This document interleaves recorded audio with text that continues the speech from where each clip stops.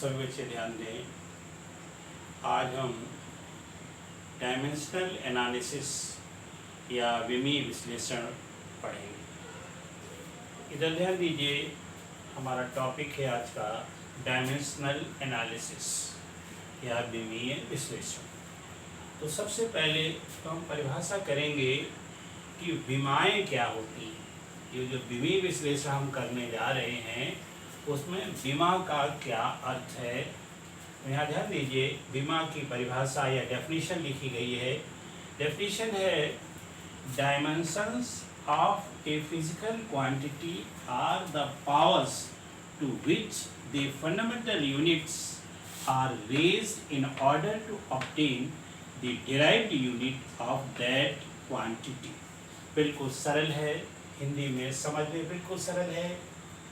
देखिए, हमने मूल मात्रक पढ़े, मूल मात्रकों के बाद व्युत्पन्न मात्रक या डेराइव्ड यूनिट पढ़े हैं। डेराइव्ड यूनिट मूल मात्रकों से मिलकर बनते हैं। तो जब कोई डेराइव्ड यूनिट या व्युत्पन्न मात्रक हमें निकालना होता है तो उसके लिए मूल मात्रकों के ऊपर जो घातें चढ़ाई जाती हैं उन्हें विमा कहते हैं। फिर से एक बार समझ लें, किसी व्युत्पन्न मात्रक में या किसी भौतिक राशि के व्युत्पन्न मात्रक में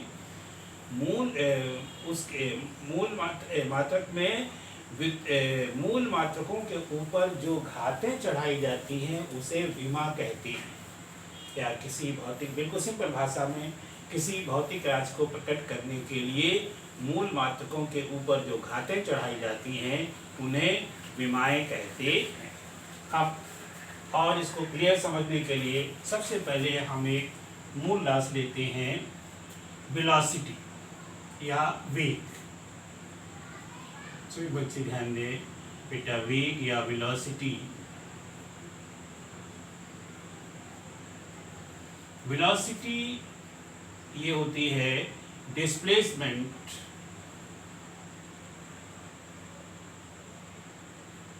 अपॉन टाइम। अब डिस्प्लेसमेंट, इधर ध्यान दीजिए, डिस्प्लेसमेंट ये मीटर हो सकता है, मीटर, और यहाँ सेकंड या मीटर पर सेकंड।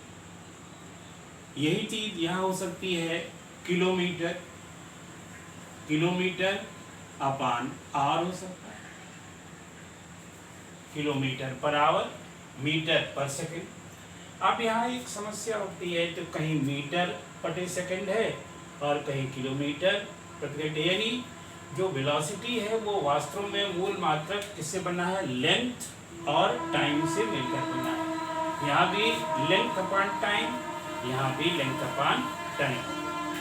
अब इसी को सामान्यीकरण कर दिया गया इन द मैकेनिक्स। इधर सभी बच्चे ध्यान दें, इन द मैकेनिक्स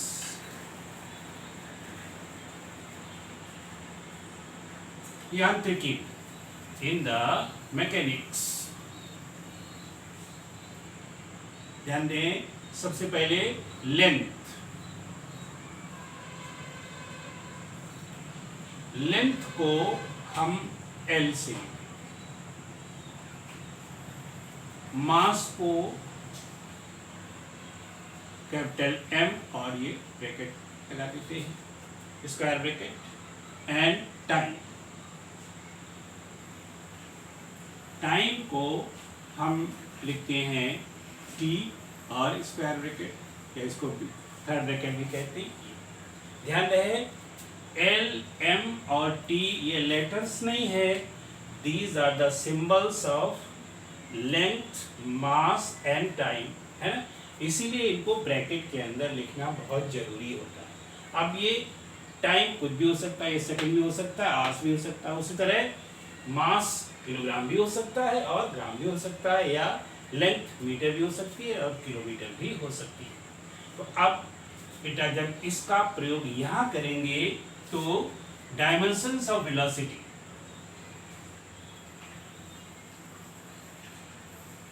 डायमेंशंस, या इसको direct dimensional formula, dimensional formula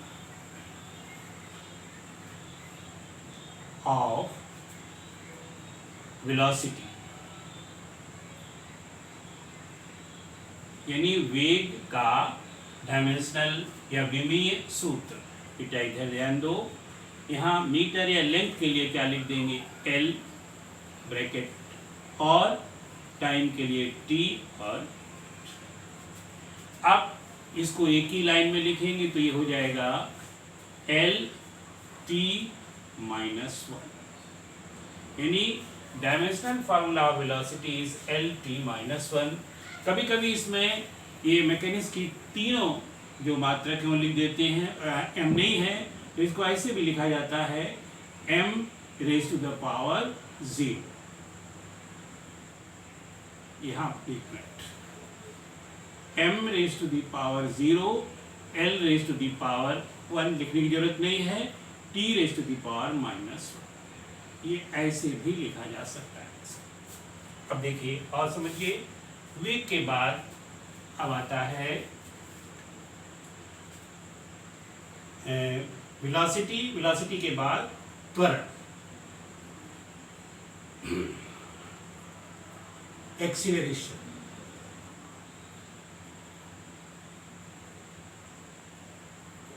सभी बच्चे ध्यान दें, एक्सीलरेशन क्या होता है, चेंज ऑफ वेलोसिटी।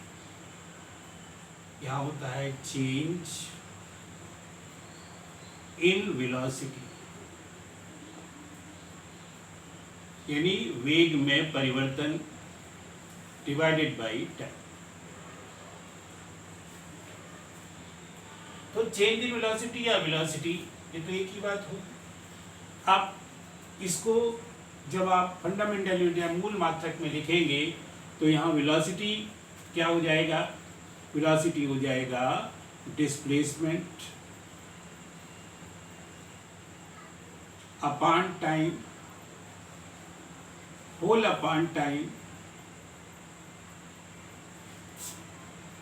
ये आ गए मूल मात्रक।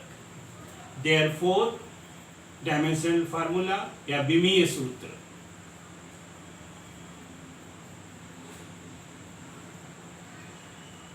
किसका है विमीय सूत्र, एक्सीलरेशन, इसका त्वरण का।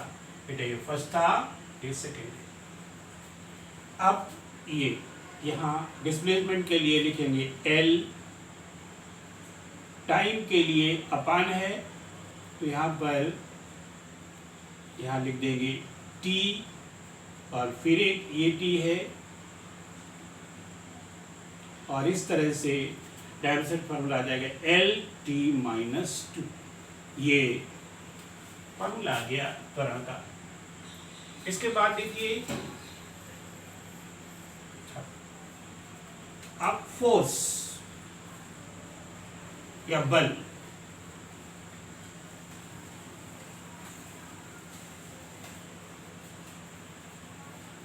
बहुत सिंपल है, सभी बच्चे ध्यान से समझें। बल क्या होता है, बल according to Newton's law F बराबर ma, बल क्या होता है F बराबर ma। यहाँ पर क्या हो जाएगा, मास इनटू एक्सीलरेशन।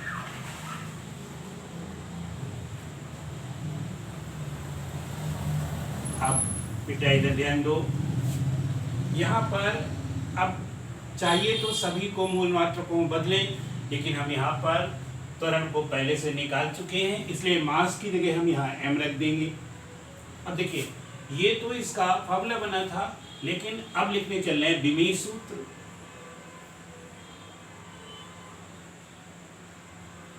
जब विमीय सूत्र लिखेंगे तो यहाँ पर मास के लिए क्या लिख देंगे, m की पावर यहाँ पर 1 है, और एक्सीलरेशन के लिए ये यहाँ पर लिखा हुआ है एल टी माइनस 2, और एक साथ अगर इसको मिला देंगे तो ये आ जाएगा एम एल टी माइनस 2। तो इस तरह से बल या फोर्स का डायमेंशनल फार्मूला है mlt माइनस, है ना। अब इसके बाद 4th नंबर कार्य, वर्क। ध्यान से समझिए, वर्क क्या होता है। वर्क होता है फोर्स इनटू डिस्प्लेसमेंट।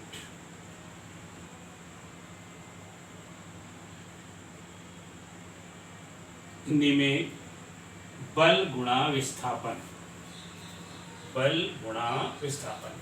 अब अगर इसको चाहें तो हम इसको मूल मात्रकों में तोड़ सकते हैं। पहले फोर्स को तोड़ें। फोर्स किससे मिलकर बनेगा? देखिए यहाँ पर हम खुद निकाल चुके हैं, मास इंटू एक्सीलरेशन, है ना। मास इंटू एक्सीलरेशन या डिस्प्लेसमेंट है। तो अगर आप चाहें तो इसको छोटे छोटे टुकड़ों में तोड़ सकते हैं। अगर छोटे छोटे टुकड़ों में तो लेंथ इसकी बढ़ती जाएगी, लेकिन पीछे जो सिंपल फार्मूले अगर उनको लगाते जाएंगे तो ये छोटे हो जाएंगे। हाँ, इसको हम आपको तोड़ करके सिखा देते हैं। फोर्स, फोर्स किससे बनेगा? Mass into acceleration into displacement.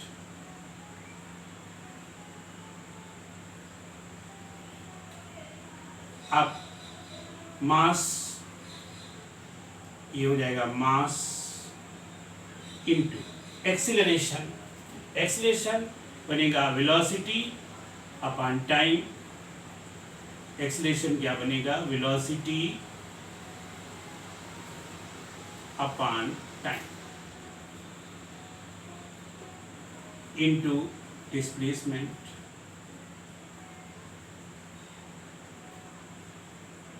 अब फिर मास इंटू वेलोसिटी, वेलोसिटी होती है डिस्प्लेसमेंट अपॉन टाइम, तो हो जाएगा डिस्प्लेसमेंट अपॉन टाइम। एक तो टाइम ये है और एक टाइम ये है, तो टाइम का स्क्वायर हो जाएगा इंटू डिस्प्लेसमेंट।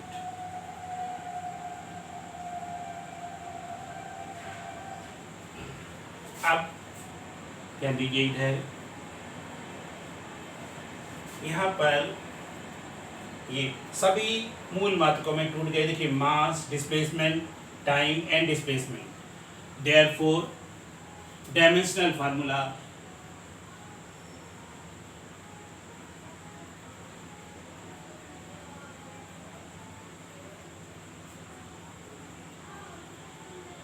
ऑफ वर्क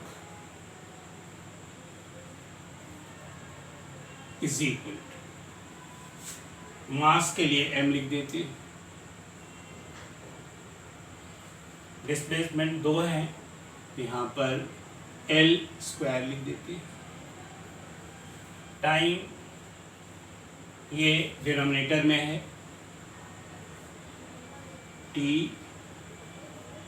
यहाँ पर t स्क्वायर है, और जब एक साथ इसको मिलाएंगे ये हो जाएगा ml2t माइनस 2। ये इसका डायमेंशनल फार्मूला हो गया।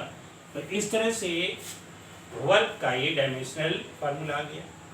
तो सभी बच्चे समझ गए होंगे कि डायमेंशंस क्या होती हैं और डायमेंशनल फार्मूला कैसे लिखते हैं।